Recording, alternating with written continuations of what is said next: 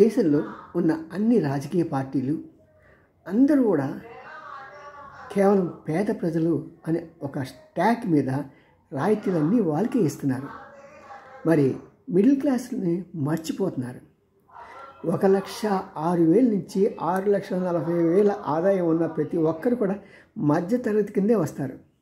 మరి ఈ మధ్యతరగతి ప్రజల్ని కేర్ చేయకపోతే ఎంతటి ప్రభావం చూపిస్తుందో ఒకసారి ప్రభుత్వ గణాంకాలు చూద్దాం. ప్రత్యేకంగా మధ్యతరగతి ప్రజలే ఈ కన్స్యూమర్ ప్రొడక్ట్స్ అన్నీ కూడా కొంటారు. అంతేకాదు, సపోజ్ లోయెస్ట్ క్యాటర్ ఉందనుకోండి, ఈ పూర్ పీపుల్ అని వాళ్ళు ప్రభుత్వం ఇచ్చిన రాయితీలన్నీ అనుభవిస్తున్నారు, విచ్చలవిడి ఖర్చు పెడుతున్నారు. కానీ అదే కనుక మధ్యతరగతి ప్రజలైతే ప్రతి పైసాని జాగ్రత్తగా ఖర్చు పెట్టుకుని వాళ్ళ అభివృద్ధికి రేపొద్దు పిల్లల చదువులకి ఉపయోగిస్తారు. మరి మధ్యతరగతి ప్రజలకి ఎప్పుడు ఆదరణ దొరుకుతుందో చూద్దాం మరి.